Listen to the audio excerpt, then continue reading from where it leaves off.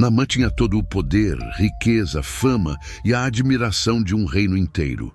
Era o comandante do exército sírio, um homem acostumado a vencer batalhas, ser reverenciado e temido. Mas havia um inimigo que ele não podia derrotar, nem com sua espada, nem com toda a fortuna de sua nação. Uma doença implacável que marcava suas vítimas com uma sentença de morte: a lepra.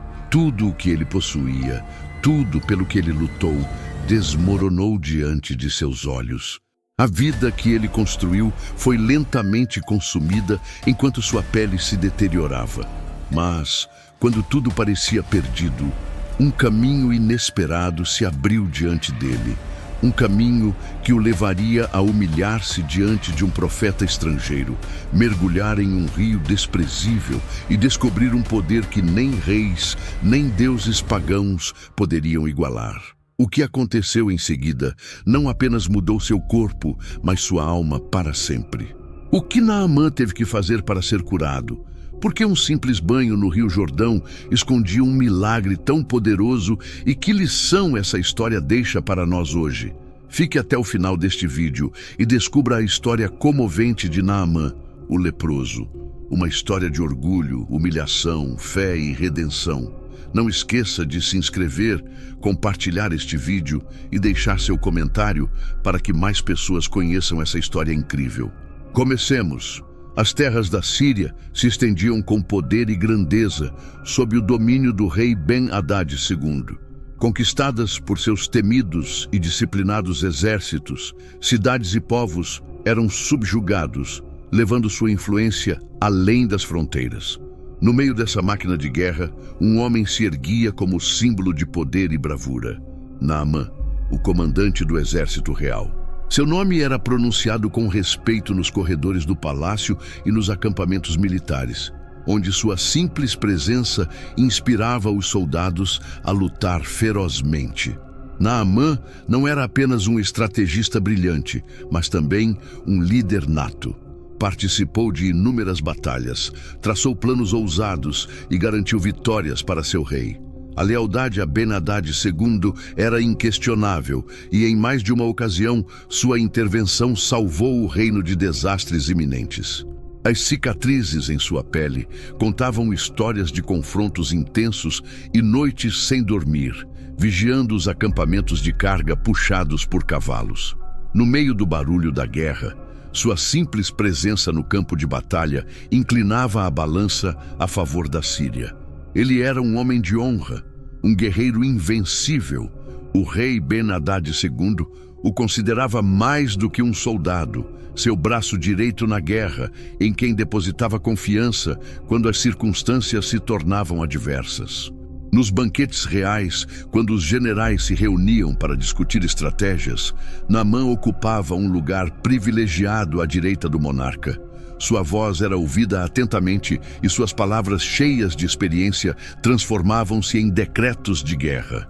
Por maior que fosse sua reputação, Naamã era um homem como qualquer outro e em sua humanidade também residia a vulnerabilidade. Algo que nem espadas nem lanças conseguiam alcançar. Anos de lutas não o prepararam para enfrentar uma doença que o atingiria com as mais cruéis das sentenças. No início, era apenas uma leve sensação na pele, um formigamento incomum no braço esquerdo que não lhe dava muita importância. Pensou que fosse resultado do cansaço ou talvez uma simples irritação pelo atrito constante da armadura, mas com o passar dos dias percebeu que a sensação não desaparecia. Pelo contrário, começava a se intensificar. Noites prolongadas de descanso transformaram-se em momentos de inquietação, em que se via coçando o braço incessantemente. Uma manhã, enquanto treinava com seus homens, percebeu que o punho da espada se firmava em sua mão com mais dificuldade do que o habitual. Naamã olhou para a palma da mão e notou que a sensibilidade nos dedos não era a mesma. Sua mente tentou minimizar, convencendo-se de que era apenas uma dormência temporária. Mas, dentro dele, uma sombra de dúvida começou a se formar. Dias depois, diante do espelho de bronze em seu quarto, decidiu se inspecionar mais de perto. puxou o manto para trás e olhou para sua pele. Ali havia pequenas manchas esbranquiçadas que pareciam ter tomado conta de seu braço. Naamã sentiu a respiração parar. Por um momento, o guerreiro, o comandante dos exércitos, o homem que incutia medo em seus inimigos, encontrava-se diante de um adversário invisível e aterrorizante. Ele sabia o que aquilo significava. Já havia visto essa doença antes em aldeões e soldados que caíram em desgraça, expulsos das cidades como mendigos, amaldiçoados com a lepra. A palavra ressoava em sua mente como um eco sinistro. Na cultura da época, a lepra não era simplesmente uma doença.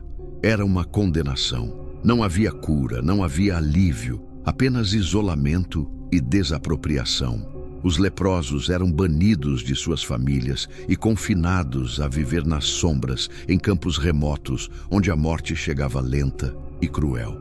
Para um homem em sua posição, um guerreiro de renome, o simples pensamento de ser isolado da sociedade era insuportável. Como poderia continuar liderando exércitos? Como poderia se apresentar diante do rei se sua pele mostrava sinais de lepra? Naamã se envolveu em seu manto com fúria, tentando sufocar o pânico que ameaçava transbordar. Não podia ser verdade. Talvez fosse apenas uma irritação passageira. Talvez os deuses o estivessem testando. Procurou uma jarra de água e esfregou o braço com força, como se pudesse apagar as manchas. Mas elas não desapareceram.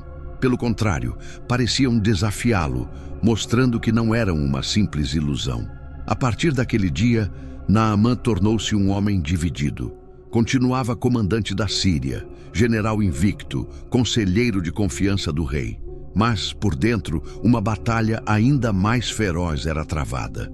Esforçava-se para esconder sua doença, recorrendo a ligaduras estratégicas e túnicas de mangas compridas. Ninguém poderia suspeitar do que estava acontecendo com ele. Ninguém deveria saber. Mas quanto mais tentava ocultar, mais a doença progredia. A perda de sensibilidade em sua pele aumentava. Às vezes, ao pegar sua espada, seus dedos já não respondiam com a firmeza de antes. À noite, quando o mundo dormia, Naamã enfrentava sozinho o peso desse inimigo invisível. Ele sentou-se na escuridão de seu quarto e olhou para as mãos, imaginando por quanto tempo ainda conseguiria esconder aquilo. Quanto mais tentava, mais a sombra da morte pairava sobre ele, silenciosa e paciente. Sua mente treinada buscava soluções para a guerra, estratégias para derrotar inimigos. Mas como traçar um plano contra algo que devorava seu corpo por dentro? Naamã, o grande guerreiro, o líder imponente, pela primeira vez em sua vida se viu diante de uma batalha que não sabia como vencer. O sol da Síria iluminava a casa de Naamã com seu brilho abrasador, projetando longas sombras sobre os pátios de pedra. Em meio à opulência e à grandeza que caracterizavam a residência do grande comandante, havia uma pequena figura quase despercebida entre servos e escravos. Uma jovem israelita. Levava consigo a marca do cativeiro. Fora tomada em um dos ataques militares contra seu povo. Seu nome não era conhecido.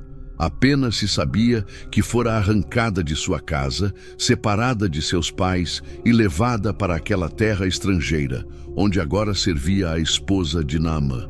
Apesar da tristeza que poderia cercar seu coração diante desse destino como escrava, a menina possuía algo que nem a guerra nem a distância conseguiram arrancar: sua fé inabalável no Deus de Israel. Cresceu ouvindo histórias sobre o poder de Yahweh, sobre os milagres realizados por meio dos profetas, sobre sua fidelidade ao povo. Mesmo longe de casa, nunca deixou de acreditar que o Deus de seus pais era o Deus de toda a criação e que sua mão não havia perdido o poder de salvar. Foi naquela casa, entre paredes estrangeiras, que sua fé se tornou uma luz em meio à desesperança. Dia após dia, a menina observava a tristeza e a angústia estampadas no rosto de sua senhora. Embora ninguém falasse abertamente sobre o assunto, os rumores se espalhavam pela casa como o vento. O grande comandante estava doente de lepra. O segredo logo se tornou um fardo compartilhado em silêncio. Houve dias em que Naamã se mostrava irritado e distante, preso em seus próprios pensamentos. Outras vezes era tomado por uma tristeza consumida e um ar de resignação. A menina o observava e sentia compaixão. Ele não era cruel com seus servos. Embora fosse um guerreiro temido, dentro de casa demonstrava gestos de carinho à esposa e tratava seus servos com justiça. Seu status de escrava a mantinha em silêncio, mas ela não podia ignorar o que carregava no coração. Sabia de algo que ninguém naquela casa conhecia. Havia um profeta em Israel, um homem de Deus, com poder para curar. Um dia, enquanto penteava os cabelos da esposa de Naamã, na privacidade dos aposentos, não conseguiu mais conter-se. Com a voz trêmula, mas firme em convicção, disse: "Se ao menos o meu senhor estivesse diante do profeta que está em Samaria, ele o curaria da lepra." A esposa de Naamã voltou-se surpresa. A declaração da jovem foi direta e ousada, mas seus olhos não expressavam dúvida, e sim convicção. "Um profeta em Israel?" perguntou curiosa. A menina assentiu com entusiasmo. "Sim, minha senhora. O nome dele é Eliseu. Ele é um homem de Deus. O Senhor fez grandes maravilhas por meio dele. Curou enfermos, multiplicou alimentos e realizou milagres em Israel. Eu sei que, se o meu senhor Naamã for até ele, Deus pode curá-lo." A esposa de Naamã, desesperada por encontrar uma solução para o marido, guardou as palavras da menina em seu coração. Já havia consultado os melhores médicos da Síria, usado pomadas e remédios trazidos de terras distantes, mas nada detinha o avanço da doença. Seria possível que a solução estivesse na terra de Israel, entre os profetas de um povo conquistado? Quando Naamã voltou para casa naquela noite, exausto após um longo dia tentando ocultar suas fraquezas dos outros comandantes, sua esposa decidiu falar sobre o que ouvira. Esperou até que estivessem a sós e com voz serena disse: "Hoje ouvi algo que pode lhe interessar." Naamã, retirando a armadura com pesar, olhou para ela com uma mistura de cansaço e ceticismo. "Do que se trata?" Ela hesitou por um instante. Sabia que o marido não era homem de dar crédito facilmente a contos ou superstições. Mas o desespero a levou a falar. "Uma jovem israelita que serve em nossa casa disse algo interessante. Ele mencionou que em Samaria havia um profeta, um homem de Deus, que tinha o poder de curar." Naamã ficou imóvel por um momento e então soltou uma risada amarga. "Um profeta em Israel, uma nação que derrotamos em batalha, a terra de nossos inimigos?" Sua esposa não se intimidou com o tom incrédulo. "Você já tentou tudo o que a medicina síria pode oferecer e nada funcionou. Por que não tentar ver se há alguma chance de cura? Não vale a pena?" Naamã franziu a testa e cruzou os braços. A ideia lhe parecia estranha, ridícula até. Um grande comandante se humilhar diante de um profeta estrangeiro, buscando ajuda em uma terra conquistada. Seu orgulho o impedia de aceitar a ideia de depender de alguém fora de seu próprio povo, de sua própria linhagem. Porém, no fundo, o desespero começou a cobrar seu preço. A doença avançava a cada dia, e ele sabia disso. Naquela noite, não conseguiu dormir. Seus pensamentos estavam divididos entre o orgulho e a esperança. Não queria admitir, mas a ideia havia sido plantada em sua mente como uma semente que começava a criar raízes. Se realmente houvesse uma chance, não importava quão pequena fosse, estaria disposto a aproveitá-la. Na manhã seguinte, sem dizer uma palavra sobre o assunto, Naamã vestiu sua armadura e partiu para o palácio real. Se quisesse seguir um caminho tão incomum, precisaria da aprovação do rei. Sua mente ainda lutava com a ideia de buscar ajuda em Israel, mas seu coração batia acelerado pela incerteza que o movia. O que Naamã não sabia era que seu destino estava prestes a mudar para sempre. O sol ainda não havia atingido o ponto mais alto quando ele cruzou os imponentes portões do Palácio Real. Os guardas baixaram a cabeça em sinal de respeito e os servos se afastaram ao reconhecer o grande comandante do exército sírio. Contudo, por trás da armadura brilhante e do porte altivo, Naamã escondia uma inquietação que corroía sua mente. Ainda se perguntava se aquela visita ao rei Ben-Hadad II era um ato de desespero ou uma estratégia inteligente para resolver seu problema. A sala do trono era ricamente adornada com tapeçarias que relatavam as vitórias da Síria no campo de batalha. O rei, sentado em seu trono de ouro e marfim, ergueu os olhos ao ver seu general. Ben-Hadad confiava em Naamã como em nenhum outro homem de seu exército. Ele havia liderado a Síria ao triunfo repetidas vezes, garantindo domínio sobre povos vizinhos. "Meu fiel Naamã, comandante!" exclamou o rei com um sorriso de satisfação. "O que o traz diante de mim hoje?" Naamã avançou alguns passos e curvou-se respeitosamente antes de falar. "Meu senhor e rei, venho pedir sua ajuda em um assunto de grande urgência." Sua voz era firme, embora por dentro sentisse a humilhação de admitir sua fraqueza. "O senhor bem sabe que servi a Síria com lealdade e lutei pela glória do nosso reino, mas agora enfrento uma batalha que não posso vencer com a espada." Ben-Hadad II o observou com interesse, esperando que continuasse. "Estou doente, meu senhor", admitiu finalmente. "A lepra começou a consumir meu corpo." Um murmúrio percorreu a sala. Embora a notícia não fosse totalmente desconhecida, poucos ousavam mencioná-la na presença de Naamã. Ben-Hadad estreitou os olhos, compreendendo a gravidade da situação.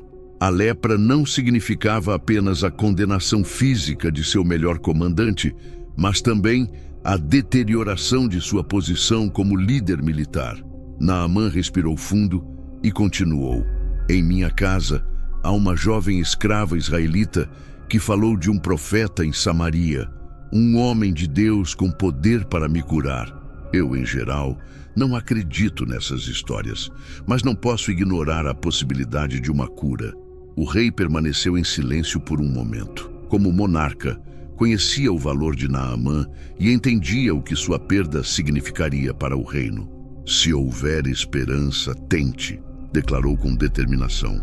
"Se há um homem em Israel que pode curá-lo, eu o enviarei com a minha autoridade." O rei então acrescentou: "Entregarei-lhe uma carta endereçada ao rei de Israel, ordenando que o receba e providencie tudo o que for necessário para sua cura." Naamã sentiu um leve alívio. Se tivesse de ir à terra de seus inimigos, faria isso com a autoridade do rei Ben-Hadad II. Ele ordenou aos seus escribas que preparassem a carta. Enquanto o rei deslizava a pena sobre o pergaminho, olhou gravemente para seu comandante. "Leve riquezas e presentes para garantir um tratamento favorável. Nem todos os favores são concedidos de boa vontade."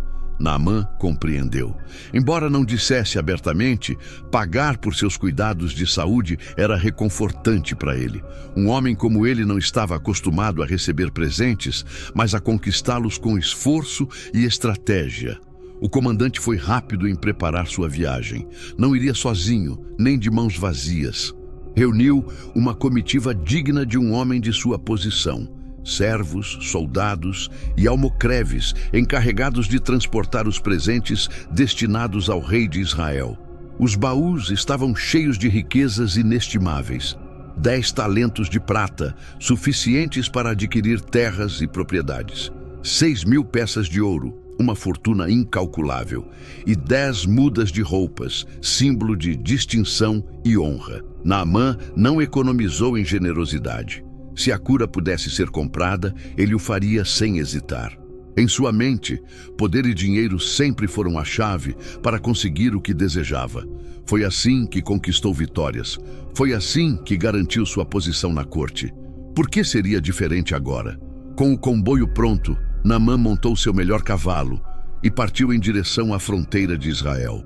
Sua armadura brilhava sob o sol e seu porte ainda era o de um guerreiro orgulhoso. Mas dentro dele, o peso da incerteza o seguia como uma sombra persistente. Enquanto avançavam pelas estradas empoeiradas, Naamã tinha muito em que pensar. Ao longo da vida, aprendera que todo problema tinha uma solução. Se um inimigo fosse forte, usava-se uma estratégia melhor. Se um território resistisse, mobilizavam-se mais tropas. Mas agora enfrentava uma realidade diferente.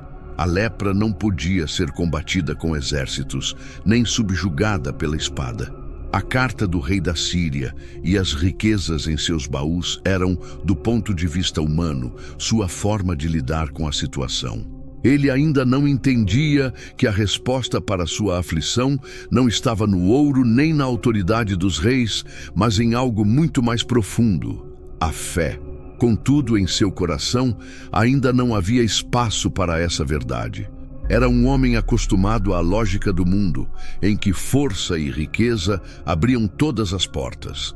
Acreditava que seu status lhe garantia o direito de exigir soluções, que sua influência seria suficiente para obter a cura. Naamã avançava com a determinação de um conquistador, mas sem saber, estava prestes a aprender que a verdadeira cura não é comprada nem conquistada com mérito, mas recebida com humildade. E isso, para um homem como ele, seria o teste mais difícil de todos. As bandeiras sírias tremulavam orgulhosamente sobre a comitiva de Naamã. Enquanto atravessavam a fronteira de Israel, a marcha imponente gerava espanto e medo entre os habitantes das aldeias por onde passavam. Não era todo dia que o braço direito de Ben-Hadad II, comandante sírio, adentrava território inimigo sem espada em punho ou intenção de conquista. Israelitas desconfiados observavam de longe, tentando imaginar o propósito daquela visita. Naamã cavalgava à frente, olhar fixo no horizonte, coração dividido entre esperança e desconforto. Embora tivesse concordado em empreender aquela viagem, a ideia de depender de um profeta estrangeiro ainda era humilhante. Para mitigar esse sentimento, mantinha-se apegado à carta do rei Ben-Hadad II e às riquezas que carregava. Importava se o profeta era um homem de Deus ou apenas um curandeiro. No fim, Naamã confiava que poder e ouro abririam qualquer porta.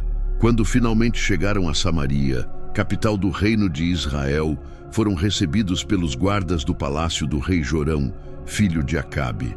Os soldados olharam desconfiados para a delegação síria que se aproximava.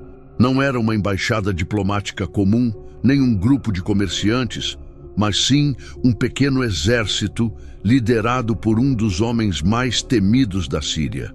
Naamã desmontou do cavalo com autoridade e entregou as rédeas a um servo. Subiu os degraus do palácio com passo firme, escoltado cautelosamente pelos guardas, até finalmente se apresentar diante do rei de Israel. O silêncio tomou conta do salão.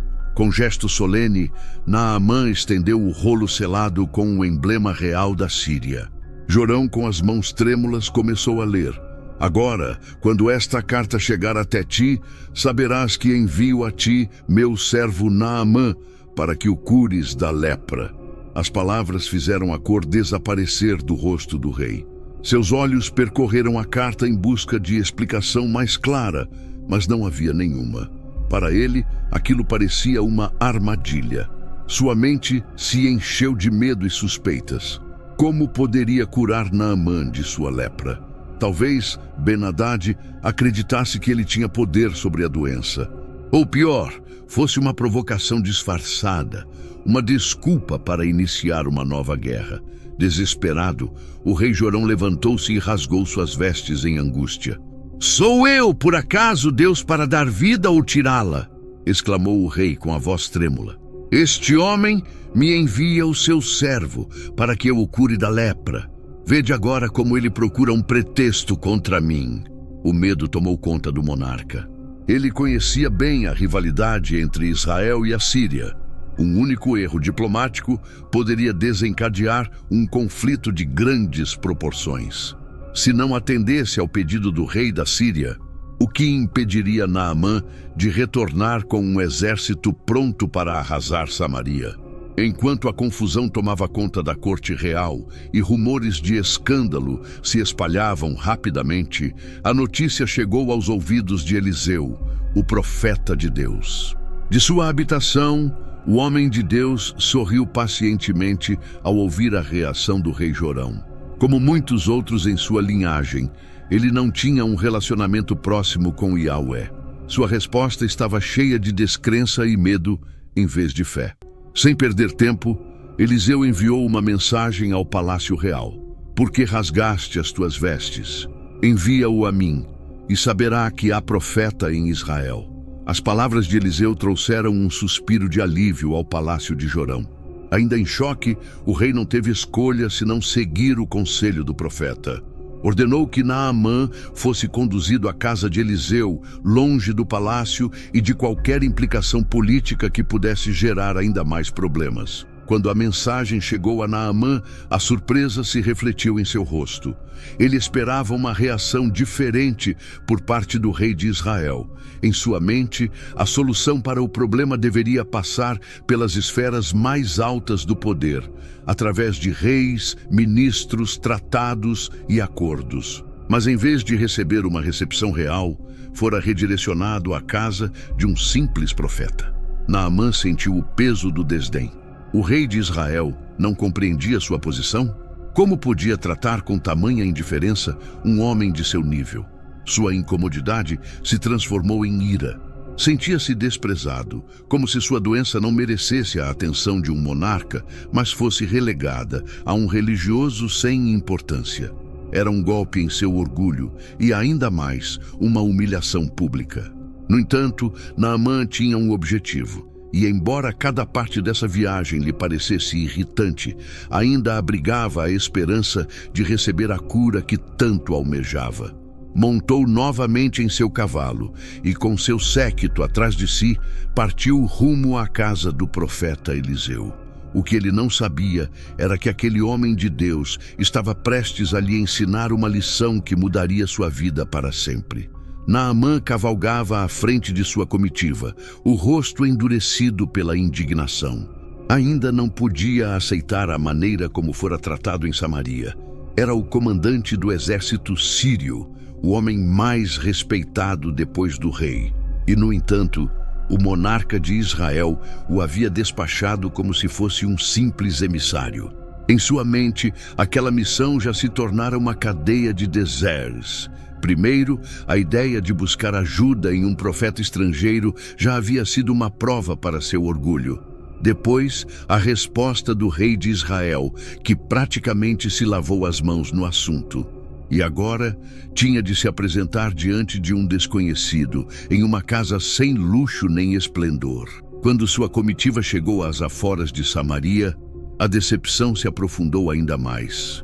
A casa de Eliseu não era o que Naamã esperava. Não havia colunas de mármore nem muralhas imponentes, mas apenas uma modesta construção de pedra e barro, própria de um homem que não buscava riquezas nem reconhecimento. Os soldados de Naamã trocaram olhares de espanto.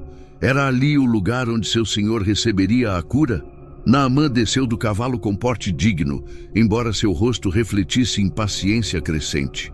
Ajustou a capa, ergueu-se com firmeza e esperou. Imaginava que o profeta sairia para recebê-lo com honras, que se inclinaria em reconhecimento ao seu status e realizaria algum tipo de rito elaborado para curá-lo. Talvez imporia as mãos, invocaria o nome do seu Deus em alta voz ou faria alguma cerimônia digna de um guerreiro de sua posição. Mas os minutos se passaram e não havia sinal de Eliseu. Naamã franziu o senho e cruzou os braços sobre o peito.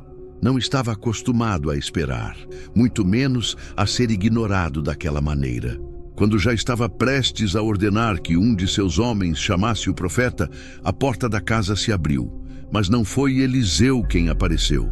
Diante dele surgiu um servo, Geazi, o assistente do profeta, um homem de aparência simples, que não demonstrava a menor reverência ao comandante sírio. Em sua mão segurava uma mensagem.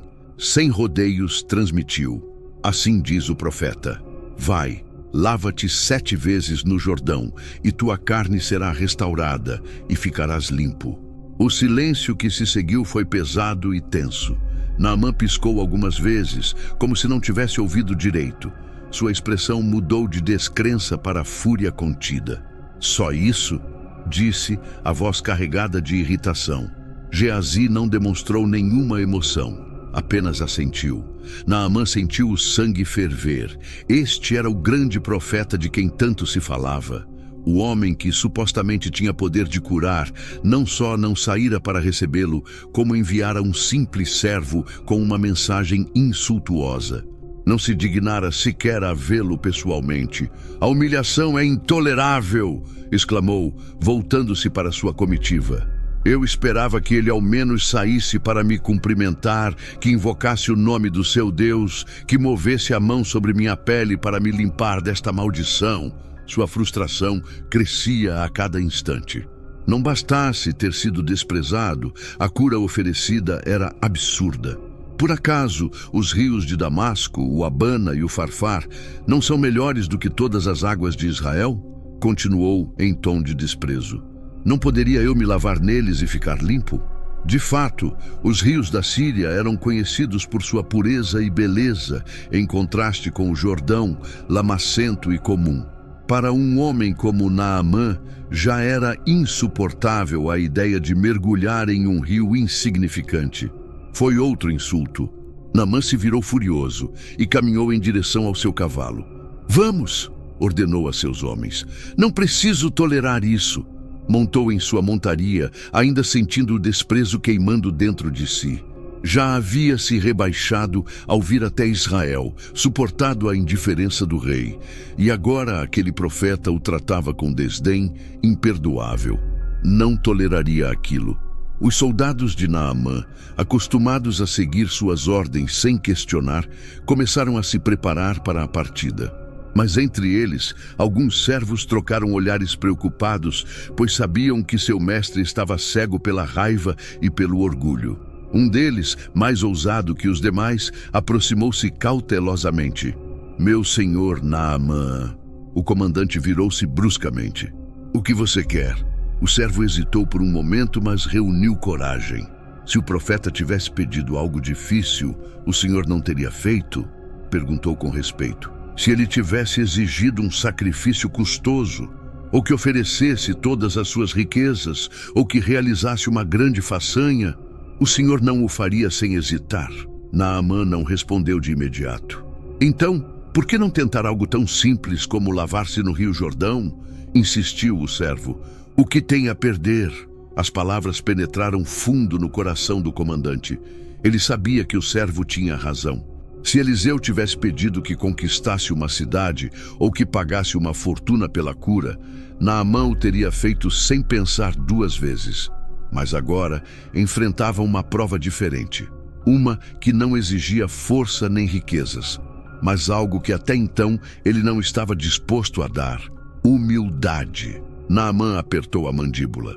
Tudo dentro dele resistia a obedecer a uma ordem tão ridícula. Mas, no fundo, sabia que partir agora significaria resignar-se à morte. Respirou fundo. Finalmente, girou seu cavalo sem dizer palavra e começou a avançar em direção ao Jordão. Seus homens o seguiram em silêncio, conscientes de que seu comandante estava prestes a enfrentar sua prova mais difícil, a rendição do orgulho. O som dos cascos dos cavalos retumbava no caminho empoeirado, enquanto Naamã cavalgava com fúria contida.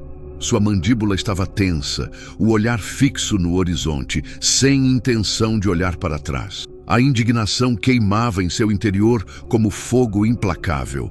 Como era possível que um homem de sua posição tivesse sido tratado com tamanho desprezo? Chegara com um séquito digno de um rei, carregado de riquezas e prestígio, esperando que o profeta em Israel reconhecesse sua grandeza.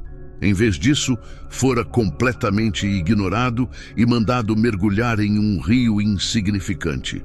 "Mergulha-te 7 vezes no Jordão e ficarás limpo." Ecoavam as palavras em sua mente como um insulto inaceitável. Naamã havia dirigido exércitos, conquistado terras e derrotado reis. Jamais permitira que alguém o humilhasse daquela maneira. E agora queriam que se comportasse como um mendigo em busca de um milagre barato. Apertou as rédeas do cavalo e estalou a língua com frustração. "Vamos, regressamos à Síria", ordenou com voz firme. Seus homens, acostumados a obedecer sem questionar, começaram a girar suas montarias. Mas entre eles, os criados que viajavam com Naamã se entreolharam inquietos. Sabiam que seu senhor estava cego pelo orgulho e que, em sua fúria, estava prestes a cometer um erro irreparável. Um dos servos, um homem mais velho, de rosto curtido pelo sol, engoliu em seco e reuniu coragem para falar. "Meu senhor Naamã." Naamã não respondeu de imediato. "Meu senhor", insistiu o criado, aproximando-se um pouco mais. Se o profeta tivesse pedido algo difícil, acaso não o teria feito? Naamã virou bruscamente a cabeça, cravando nele um olhar penetrante. "Do que está falando?" O criado não baixou os olhos. Seu tom era humilde, mas firme. Se ele tivesse pedido para conquistar uma cidade, para oferecer uma grande oferta ou realizar algum ato heróico, o senhor não o faria sem hesitar. Naamã permaneceu em silêncio. Outro servo, encorajado, ousou intervir. "Meu senhor, a ordem que lhe deu não é complicada nem impossível. Ele só pediu que se lavasse no Jordão. É algo simples. Por que não fazê-lo?" Naamã ficou imóvel. Sua mente ardia em batalha. No fundo, sabia que seus servos tinham razão. Se Eliseu lhe tivesse exigido algo grandioso, algo que pusesse à prova sua valentia ou sua força, Naamã o teria feito sem titubear. Mas a prova que lhe fora imposta não era de força, e sim de humildade. E isso era o mais difícil de aceitar. O comandante engoliu em seco. Não queria obedecer. Seu orgulho gritava para que desse meia volta e regressasse à Síria, para que não se rebaixasse diante da simplicidade de uma ordem tão banal. Mas algo dentro dele começou a mudar. Naamã se perguntou, realmente sua ira valia mais que sua vida? Preferia voltar à Síria com a doença a se humilhar e obedecer? Finalmente soltou um longo suspiro, fechou os olhos por um instante e deixou a raiva se dissipar. Depois, com voz firme, mas menos dura, disse: "Está bem."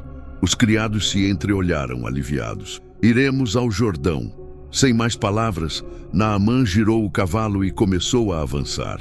Seus homens o seguiram em silêncio, conscientes de que estavam prestes a presenciar algo muito maior do que um simples ato de obediência. A viagem até o Jordão foi longa e silenciosa. Naamã pouco falou durante o trajeto. Sua mente ainda processava o que estava prestes a fazer. A luta dentro de seu coração não era contra a lepra, mas contra seu próprio orgulho. Quando finalmente chegaram ao rio, Naamã parou à beira das águas e as observou. Não havia nada de especial naquele lugar. Era apenas um rio comum, de águas turvas e corrente serena. Não tinha a majestade dos rios de Damasco, nem a pureza do Abana e do Farfar. O comandante desmontou lentamente, sentindo o peso de cada passo em direção à água. Seus homens o olhavam em silêncio.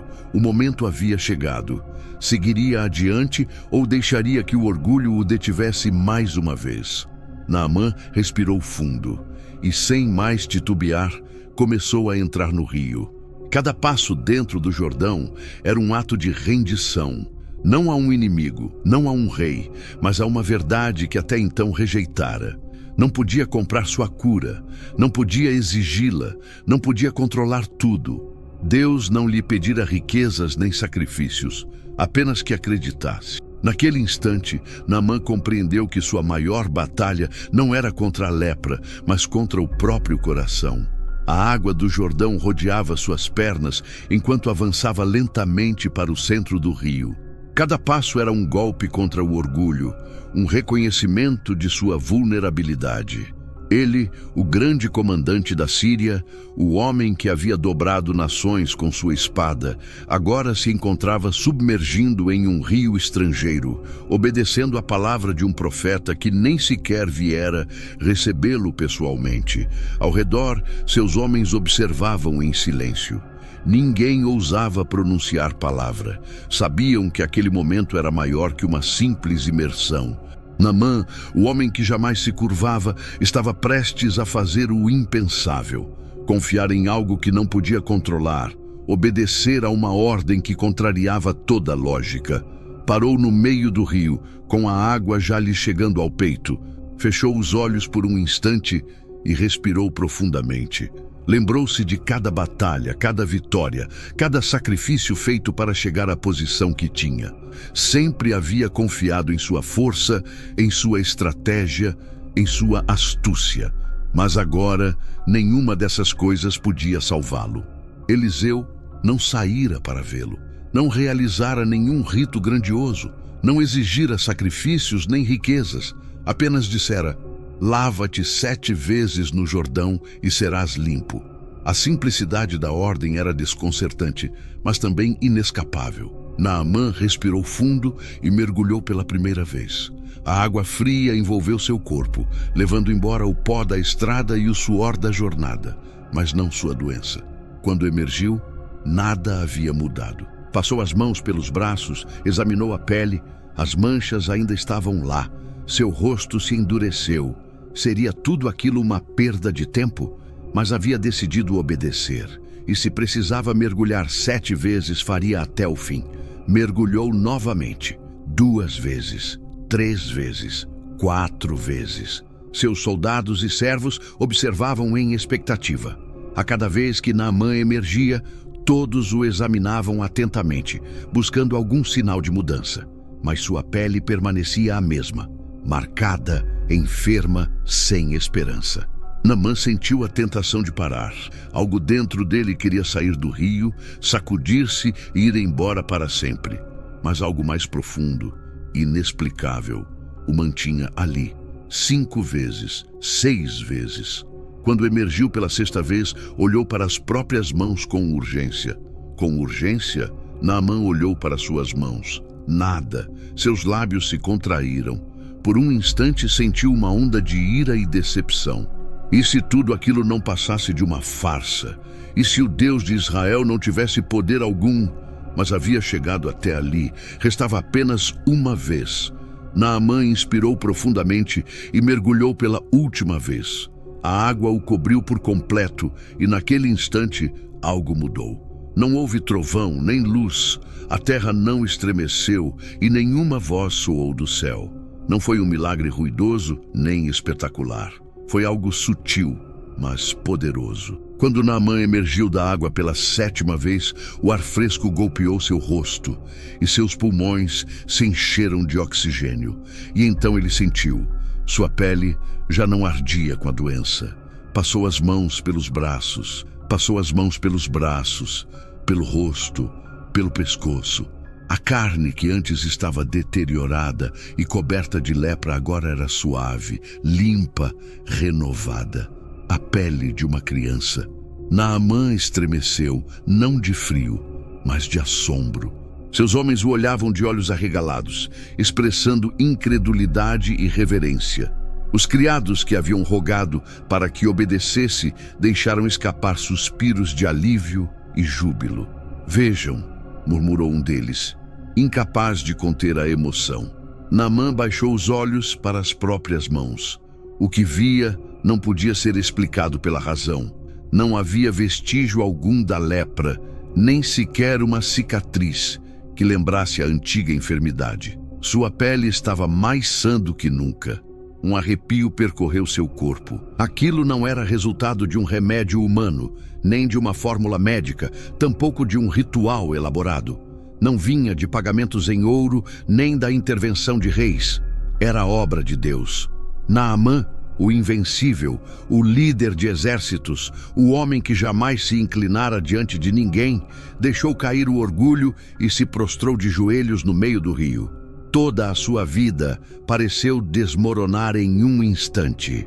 "Não há Deus em toda a terra, senão em Israel!" exclamou com a voz embargada. Pela primeira vez, entendeu que seu poder, sua riqueza e sua posição nada significavam diante do Deus de Israel. Não fora curado por sua autoridade, nem por sua insistência, nem por seu ouro. Fora curado pela graça. Deus não lhe exigira títulos nem méritos, apenas obediência e fé.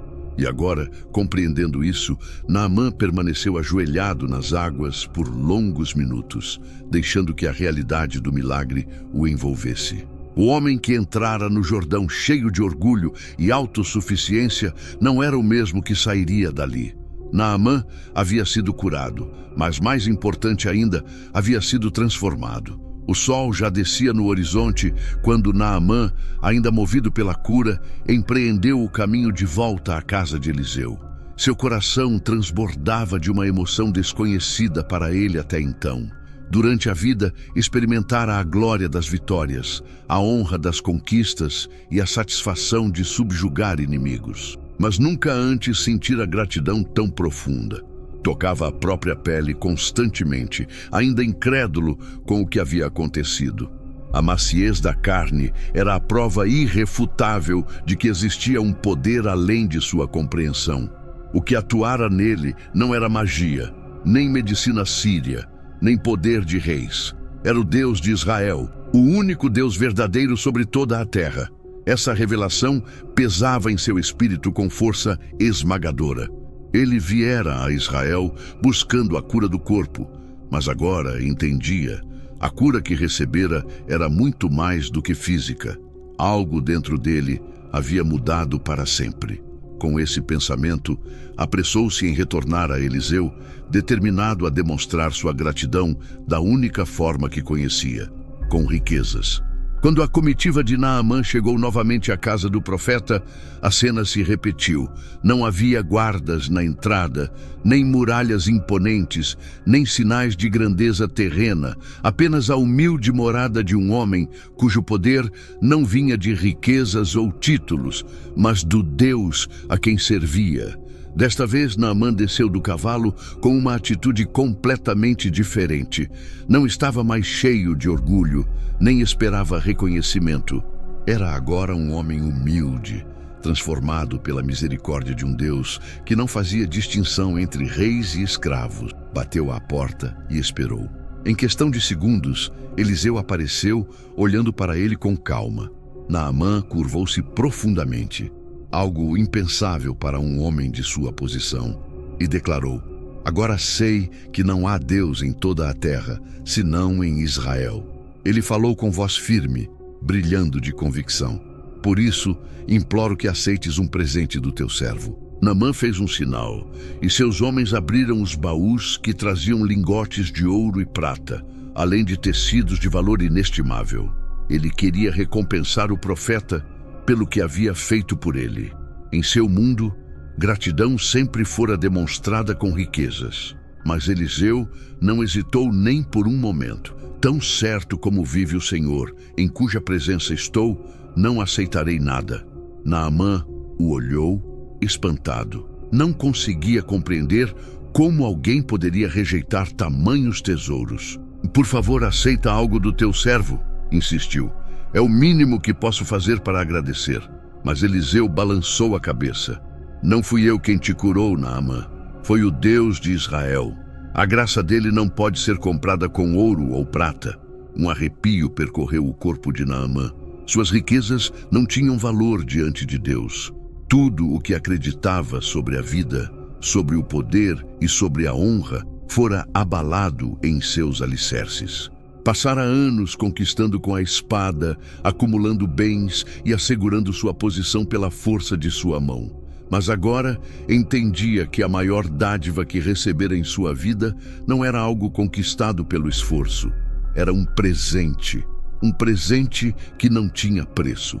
E pela primeira vez percebeu que o Deus de Israel não era como os deuses da Síria, que exigiam tributos para conceder favores. O Deus de Eliseu não se curvava diante das riquezas dos homens. Seu poder era absoluto, sua misericórdia imensurável e sua graça livre. Naamã suspirou, reconhecendo que Eliseu estava certo. Olhou ao redor como se buscasse uma forma de expressar a grandeza do que sentia. Por fim, voltou-se ao profeta e falou com profunda convicção: se não queres aceitar nada de mim, então peço outra coisa.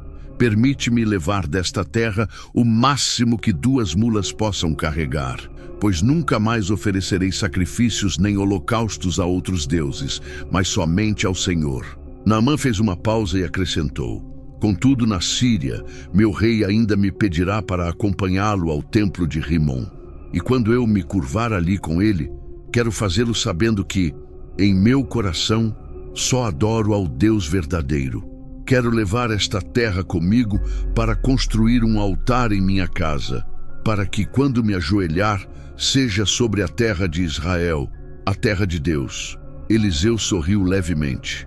Naamã não só havia sido curado da lepra, mas também fora transformado em um homem de fé. Vai em paz, disse-lhe o profeta. Naamã desceu da casa de Eliseu com o coração leve. Não apenas havia recebido um milagre físico, mas também encontrara algo muito mais valioso: a verdade sobre o Deus de Israel. O Deus que não exigia ouro nem sacrifícios impossíveis. O Deus que curava não apenas o corpo, mas também a alma. O Deus que estendia sua graça até mesmo a um estrangeiro, a um homem que nem sequer pertencia ao seu povo. Enquanto cavalgava de volta para a Síria, Naamã olhou para o céu e sentiu pela primeira vez em sua vida que seu destino não estava ligado à sua própria força, mas à vontade de um Deus que o olhara com misericórdia. Nunca mais seria o mesmo. O sol se punha lentamente no horizonte quando Naamã e sua comitiva iniciaram a jornada de volta. A emoção ainda pulsava em seus peitos. Ele viera a Israel como um homem desesperado, doente e incrédulo, e agora retornava saudável, transformado e com fé inabalável no Deus de Israel. Embora Eliseu tivesse rejeitado sua recompensa, Naamã não partiu de mãos vazias. Levava consigo a maior riqueza de todas, o conhecimento da verdade. Entretanto, nem todos compartilhavam a mesma perspectiva sobre riquezas. À sombra da casa do profeta, Geazi, servo de Eliseu, observava com olhos gananciosos a procissão do comandante sírio, carregado de tesouros que poderiam ter sido seus. Seu coração ardia de cobiça. Não entendia por que seu mestre rejeitara tamanha fortuna. Para ele, não era lógico recusar a recompensa de um homem tão poderoso e grato como Naamã. Meu senhor foi indulgente demais em não aceitar o que Naamã trouxe, murmurou para si mesmo. Tão certo como vive o Senhor, correrei atrás dele e pegarei alguma coisa do que trouxe. Não podia permitir que toda aquela riqueza se perdesse. Eliseu era um homem de Deus, sim, mas ele também tinha necessidades. Imagens começaram a se formar em sua mente. Com aquele ouro e prata, poderia garantir uma vida confortável, comprar terras, ter servos. O pensamento do que poderia possuir encheu-o de determinação. Sem perder tempo, Geazi saiu apressado da casa de Eliseu e começou a correr pela estrada empoeirada, seguindo na direção em que Naamã e seus homens haviam partido. Naamã seguia calmamente, aproveitando o ar fresco e o alívio que sentia. Sua nova pele parecia renovada. Seus homens também compartilhavam da alegria, felizes por vê-lo descer ao Jordão como um homem arrogante e retornar como alguém completamente diferente. De repente, um dos soldados ergueu o olhar e apontou à distância. Meu senhor, alguém vem correndo atrás de nós. Naamã puxou as rédeas de seu cavalo e estreitou os olhos, tentando identificar a figura. Quando finalmente reconheceu o homem que se aproximava rapidamente, franziu a testa, curioso. É o servo de Eliseu, murmurou. Geazi chegou ofegante da corrida. Naamã desmontou imediatamente de sua montaria, demonstrando respeito por qualquer um que viesse em nome do profeta. Está tudo bem? Perguntou-lhe. Geazi demorou um momento para recuperar o fôlego antes de responder, com uma voz calculada. Meu senhor Naamã, o meu mestre Eliseu me enviou até você com um pedido. Naamã franziu a testa. Eliseu? O que ele disse? Perguntou, fingindo preocupação. Geazi continuou.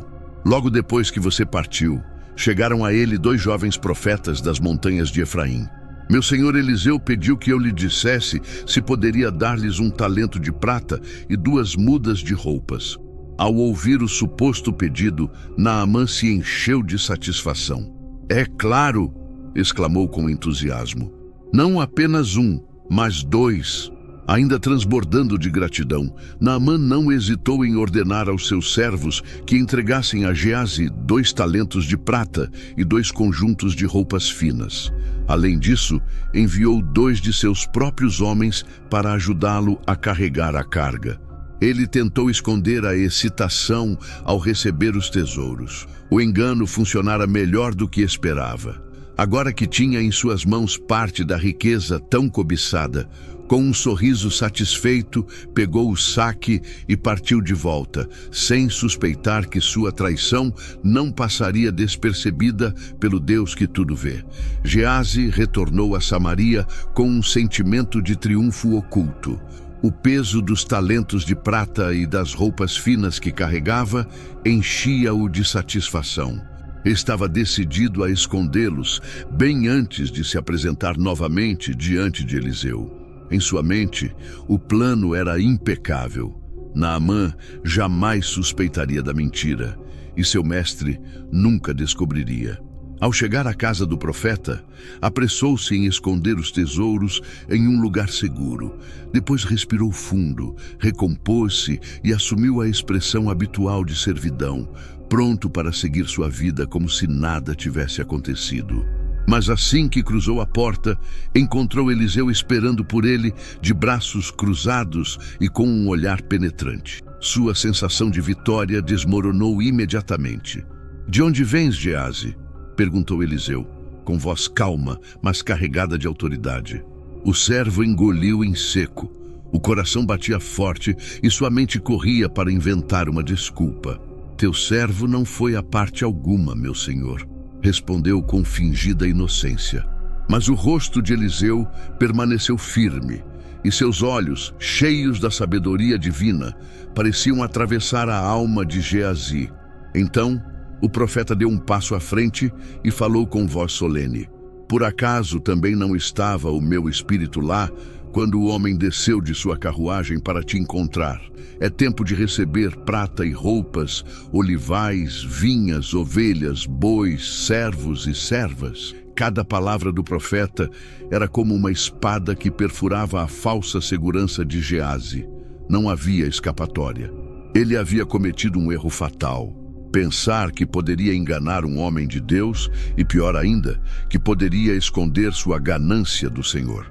Então Eliseu pronunciou a sentença que marcaria seu destino para sempre. Pois bem, a lepra de Naamã se apegará a ti e à tua descendência para sempre. As palavras ressoaram no ar como julgamento irrecorrível. Naquele instante, o castigo caiu sobre Geazi. Um arrepio percorreu seu corpo, seguido de uma sensação de queimação que se espalhou das mãos ao rosto. Seus dedos ficaram dormentes.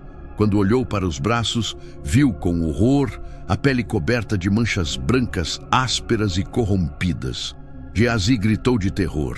Seus olhos refletiam o desespero de quem acreditara que a ganância não teria consequências. Tentou esfregar a pele, como se pudesse apagar o castigo, mas tudo era inútil. A lepra, a mesma doença que havia sido removida de Naamã pela misericórdia de Deus, agora o consumia. Eliseu o fitou com tristeza. Não era um homem cruel, e seu coração não encontrava prazer na condenação do servo. Mas Geazi havia cometido um pecado grave. Não apenas mentiu, como também tentou lucrar com a obra de Deus, transformando um milagre em oportunidade de benefício pessoal. E pior, seu castigo não afetaria apenas a sua vida, mas também a de seus descendentes. A lepra que fora maldição para Naamã e que o Deus de Israel havia curado com compaixão, agora se tornava a marca eterna da desobediência e da avareza de Geazi, o servo do profeta que tivera o privilégio de servir a um homem de Deus. Agora, ele era um exilado. Naquele tempo, os leprosos eram expulsos da sociedade, condenados a viver na solidão, afastados do convívio com as pessoas. A mesma doença que Naamã havia temido tornara-se a realidade permanente de Geazi. Com o desespero refletido no rosto, ele se afastou de Eliseu e saiu da casa com passos cambaleantes. O destino de Geazi se converteu em advertência para todos os que serviam a Deus. A avareza e o desejo de possuir o que não lhe pertencia o levaram à ruína. Seu engano não apenas revelou sua falta de integridade, mas também expôs sua ausência de fé. Ele não compreendeu o que Naamã havia aprendido. A graça de Deus não se compra com riquezas. Naamã, o estrangeiro, o inimigo de Israel, foi curado porque creu. Mas o servo do profeta que presenciara milagre após milagre terminou coberto de lepra, porque seu coração se apegou às coisas terrenas em vez de confiar no Senhor. O contraste entre ambos era devastador. Naamã retornou à sua terra como um homem novo, são no corpo e no espírito. Já Geazi se afastou de Eliseu coberto de lepra, marcado não só fisicamente, mas também espiritualmente pelo seu pecado. O juízo de Deus fora claro. Eliseu observou o antigo servo se afastar e suspirou com pesar. Deus não havia mudado.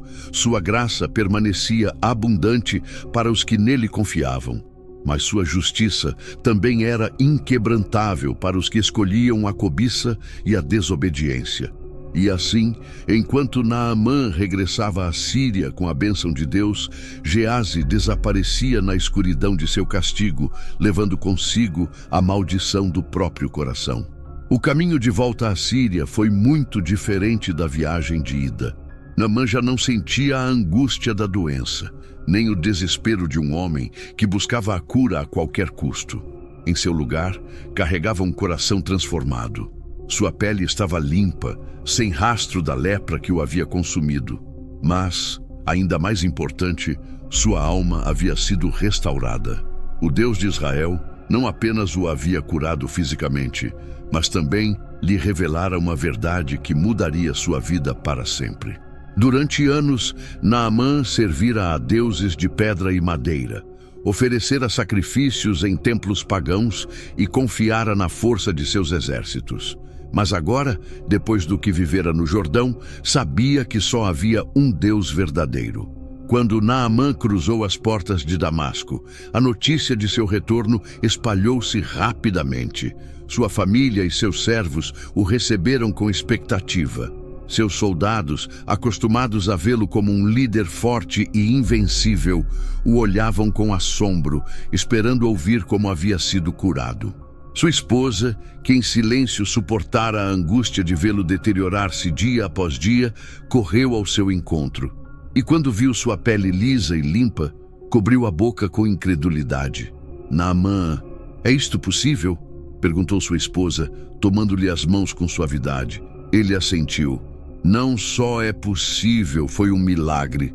Os servos se aproximaram, murmurando entre si. A jovem escrava israelita, aquela que havia semeado a primeira semente de esperança em seu coração, observava com lágrimas nos olhos. Sua fé não havia sido em vão. Naamã a procurou com o olhar e, diante de todos, ajoelhou-se perante ela. Algo impensável para um homem de seu nível. Tu me falaste de Eliseu, o profeta de Israel, e tudo o que disseste era verdade. A menina sentiu o coração se encher de gozo. Eu apenas sabia que Deus podia te curar, meu senhor, respondeu com humildade. Naamã a olhou com ternura e, erguendo-se, anunciou com voz firme a todos os presentes. Escutem todos. A partir de hoje, eu, Naamã, comandante do exército da Síria, só servirei ao Deus de Israel. Ele é o único Deus verdadeiro. As palavras ecoaram pela grande casa, deixando todos em silêncio. Alguns trocaram olhares de surpresa, outros de confusão. Para um homem de sua posição, aquilo era uma declaração perigosa. A Síria adorava os deuses de seus antepassados, e o rei Ben-Hadad II Esperava que todos os seus oficiais demonstrassem reverência nos templos pagãos. Mas Naamã não podia negar a verdade, não depois do que havia experimentado. Nos dias seguintes, começou a viver sua fé com coragem. Recusou-se a oferecer sacrifícios aos deuses da Síria e passou a orar somente ao Deus de Israel. Seu lar tornou-se um refúgio de reverência a Yahvé, e a terra que trouxera de Israel foi espalhada em seu pátio, onde construiu um altar para honrar o Senhor. Entretanto, sua convicção logo trouxe desafios. O primeiro deles surgiu quando sua esposa o lembrou de que deveria se apresentar à corte do rei Ben-Hadad II. Lá, como parte de seu dever, precisaria acompanhar o monarca ao templo de Rimon, o deus sírio, nas cerimônias oficiais. Naamã sabia que essa seria uma prova difícil. Se negasse a entrar no templo, o rei poderia considerar um ato de desrespeito, até mesmo de traição. No entanto, sua consciência lhe dizia que não poderia se inclinar diante de um deus falso. Chegou o dia. Naamã vestiu sua armadura, a mesma que o acompanhara em tantas batalhas. Mas desta vez, a batalha não seria com espadas nem exércitos, e sim com sua própria fé e responsabilidades. Ao entrar no palácio, todos os olhos se voltaram para ele. O rei o recebeu com um sorriso, sem suspeitar do conflito que se travava no coração de seu comandante mais leal. "Naamã", exclamou Ben-Hadad II, "vejo que regressaste com saúde." "Sim, meu senhor", respondeu Naamã com respeito. "Fui curado pelo Deus de Israel." O rei franziu o senho. "Pelo Deus de Israel?" Naamã assentiu. "Sim, meu senhor. Fui a Samaria e conheci o profeta Eliseu. O Deus dele me curou, quando nada na Síria pôde fazê-lo." Um murmúrio percorreu a corte. Os sacerdotes de Rimon trocaram olhares incômodos. Ben-Hadad inclinou a cabeça pensativo. "É um fato surpreendente", disse lentamente. "Mas, Naamã, sabes que ainda és parte desta corte. Hoje, como sempre, deves acompanhar-me ao templo de Rimon." Naamã sentiu o peso da decisão cair sobre seus ombros. Tomou um instante, depois respondeu com sinceridade: "Meu senhor, continuarei sendo teu servo fiel em todas as coisas, exceto nesta. Não posso mais adorar a nenhum outro Deus, porque agora sei que só existe um verdadeiro." Ben-Hadad o fitou atentamente. "Então, te negas a entrar no templo?" Naamã respirou fundo. "Não me inclinarei diante de Rimon, mas peço que o Senhor me perdoe quando meu dever me obrigar a entrar com meu rei." O monarca não respondeu de imediato. Finalmente, com um leve aceno, o rei disse: "És um homem valente, Naamã. Não perderei meu melhor comandante por questões de religião." E com isso, a conversa terminou. Naamã compreendeu que seu caminho como seguidor do Deus de Israel não seria fácil. Vivia em uma nação que não compartilhava sua fé, servia a um rei que ainda adorava a deuses falsos e teria de navegar com sabedoria por cada situação que colocasse à prova sua lealdade ao Senhor. Mas ele já não era o mesmo homem que partira para Israel em busca de uma cura. Agora era uma testemunha viva do poder de Deus. E embora estivesse em terra estrangeira, seu coração pertencia ao Deus de Israel. Naamã havia vencido muitas batalhas, mas a maior de todas tinha sido a vitória sobre o próprio orgulho e a revelação da verdade. Ainda que a Síria não mudasse de imediato, ele sabia que seu testemunho seria uma semente plantada em terra fértil, porque o Deus de Israel não apenas curava corpos, mas também transformava corações. Os dias passaram, e embora Naamã tivesse regressado à Síria com fé renovada no Deus de Israel, sua vida não se tornou mais fácil. A realidade de sua posição na corte o colocava diante de um dilema constante. Como comandante do exército sírio e um dos homens mais próximos do rei Ben-Hadad II, seus deveres não se limitavam apenas à estratégia militar e à condução das tropas. Também precisava cumprir formalidades e tradições da corte, muitas das quais estavam profundamente ligadas à adoração dos deuses pagãos da Síria. Apesar de sua firme resolução, de não se inclinar diante de nenhum outro Deus, Naamã não podia evitar sentir-se preso em uma rede de compromissos e expectativas que colocavam sua nova fé à prova. Certa manhã, enquanto inspecionava os preparativos do exército, um mensageiro do palácio aproximou-se apressado. Meu senhor Naamã, o rei Ben-Hadad II solicita sua presença no templo de Rimon para a cerimônia de ofertas e súplicas pela prosperidade da Síria. Naamã sentiu o peito se apertar. Sabia que esse momento chegaria mais cedo ou mais tarde, mas ainda não se sentia pronto para enfrentá-lo. Desde o seu retorno, evitara prudentemente qualquer cerimônia religiosa, mantendo sua lealdade ao rei em todos os assuntos, exceto na adoração aos deuses pagãos. Mas agora se via diante de uma situação em que não poderia recusar sem levantar suspeitas, e pior ainda, sem provocar o descontentamento do monarca. Com voz firme, mas calma, respondeu ao mensageiro: informe ao rei que estarei presente. O mensageiro assentiu e partiu.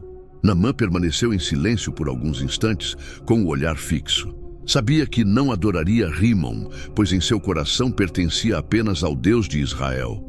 Mas como poderia estar naquele templo sem trair sua fé?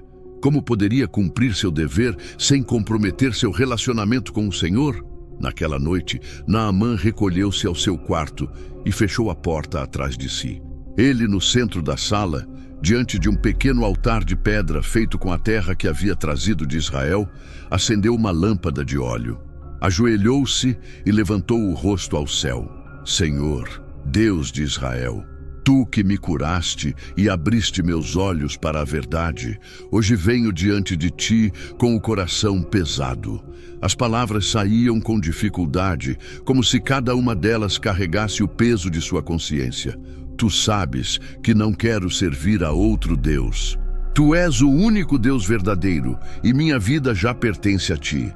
Mas amanhã, para cumprir meu dever, estarei no templo. Não me curvarei diante dele, mas estarei lá com o rei. Ele fez uma pausa, respirando fundo. Peço-te, Senhor, que a minha presença naquele lugar não seja tomada como traição, pois tu conheces meu coração. Sabes que só a ti adoro e que não há outro Deus em minha vida. Perdoa-me se minhas circunstâncias me obrigam a estar onde não quero estar. Naamã fechou os olhos com força. Havia aprendido que Deus não via apenas os atos externos dos homens, mas sondava os corações. Permaneceu em silêncio por vários minutos, deixando-se envolver pela presença do Senhor. Então, com um suspiro de alívio, levantou-se. Estava pronto para enfrentar a prova. No dia seguinte, Naamã entrou no templo de Rimon com o rei Ben-Hadad II ao seu lado. A multidão de sacerdotes e nobres estava reunida para testemunhar a cerimônia. Cânticos pagãos ecoavam pelas paredes do santuário e a fumaça dos sacrifícios enchia o ar. Naamã permaneceu firme, sem dizer uma palavra, enquanto o rei avançava em direção ao altar. Como era costume, Naamã o acompanhou, mas dentro de si, sua oração permanecia constante. Senhor, tu sabes que minha lealdade é somente a ti. Enquanto os sacerdotes invocavam seu Deus, Naamã não dobrou os joelhos. Quando o rei se curvou diante da imagem de Rimon, Naamã fez apenas o que sempre fazia. Segurou-o para que não tropeçasse, cumprindo o seu dever. Mas desta vez, seu coração não pertencia àquele lugar. Após a cerimônia, Naamã deixou o templo com a alma em paz. Sabia que Deus havia visto além de sua aparência externa. Sua fé não era motivada por sua posição nem por suas ações exteriores, mas pela convicção que queimava em seu interior. Naamã aprendeu que a verdadeira adoração nem sempre estava no que era visível, mas no que se carregava dentro do coração. E mesmo em uma terra pagã, servindo a um rei idólatra, continuava sendo um servo do Deus de Israel. Ele havia passado no teste final. A história de Naamã não é apenas a de um homem curado da lepra, mas a de alguém transformado pela graça de Deus. Ele descobriu que a fé não se trata de cerimônias externas, mas da entrega sincera do coração ao Senhor. De Naamã não se exigia perfeição, mas sinceridade. O comandante sírio, que veio a Israel cheio de orgulho e autossuficiência, agora sabia que sua verdadeira força não estava em sua espada nem em sua posição, mas na fé no único Deus verdadeiro. O mesmo homem que mergulhou no Jordão para ser curado, tornou-se testemunha da glória de Deus em uma nação que ainda não o conhecia. Sua história, ainda que silenciosa, deixaria uma marca na Síria que nenhum ouro ou poder humano poderia apagar. A vida de Naamã não terminou com sua cura, nem com seu retorno à Síria, mas tornou-se um testemunho vivo do poder do Deus de Israel. Apesar de viver em terra pagã, manteve firme sua fé. Naamã entendeu que a verdadeira adoração não depende de um lugar ou de uma posição, mas do compromisso do coração com o Deus verdadeiro. Ao longo dessa narrativa, aprendemos lições profundas. Deus não faz acepção de pessoas. Naamã era estrangeiro, inimigo de Israel, e mesmo assim, o Senhor o curou e revelou a verdade. A fé exige humildade. Naamã precisou deixar seu orgulho e obedecer a uma ordem simples para receber o milagre. A graça de Deus não pode ser comprada. Ele tentou pagar Eliseu, mas descobriu que o poder de Deus é um presente. O Senhor vê o coração. Ainda que Naamã tivesse que continuar servindo à corte de um rei idólatra, sua fé permaneceu intacta. Até hoje, a história de Naamã continua sendo um lembrete de que a salvação não depende de riquezas, méritos ou posição, mas da confiança em Deus. Se este vídeo abençoou sua vida e o ajudou a entender melhor a palavra de Deus, inscreva-se no canal, curta e compartilhe com outras pessoas, para que mais pessoas conheçam essa incrível história de fé e transformação. Deixe também o seu comentário. Que lição a história de Naamã trouxe para você? Que Deus o abençoe e nos vemos no próximo vídeo.